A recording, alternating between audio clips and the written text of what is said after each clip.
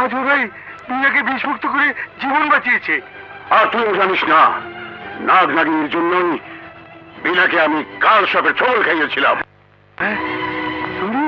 হ্যাঁ, আর আমি জানতাম বিনাকে তুই বিষমুক্ত করার জন্য নাগ নাগিনীর কাছে নিয়ে আসবি। নাগ নাগিনী শোন, তোরা যদি আমার হাতে মরতে না চাস তাহলে তোদের নাগমণি আর স্বর্ণমহল আমার হাতে তুলে দে। সাপুরে, নাগনাগিনীর স্বর্ণমহলের লোভ যেই করেছে তাকে আমাদের বিষাক্ত ছবলে মরতে হয়েছে। তাই বলছি, অযথা তুই তোর মৃত্যু ডেকে আনিস না।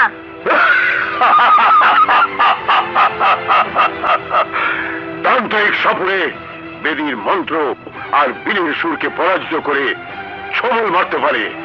পৃথিবীতে এমন সাপ জন্মই নেয়নি। সাপুরে, আমি বলছি তুই চলে যা, নয়তো আজ নাগনাগিনীর হাত থেকে তোকে কেউ রক্ষা করতে পারবে না। চলে যা বলছি।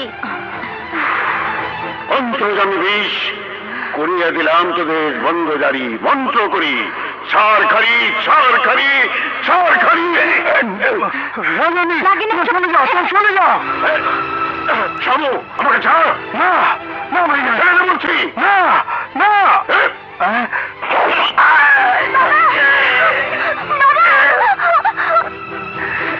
এসো।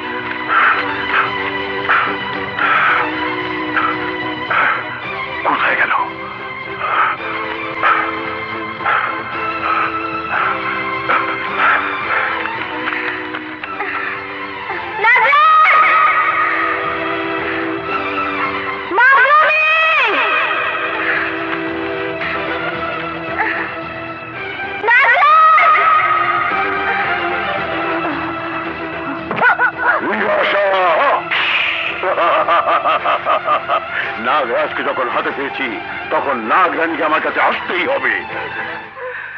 বিনা, ওই নাগ নাগিনী তোর জীবন বাঁচিয়েছে, তাই তোকে বলে যাচ্ছি, জীবনে নাগ নাগিনীর উপকার ছাড়া কোনো ক্ষতি করিস না।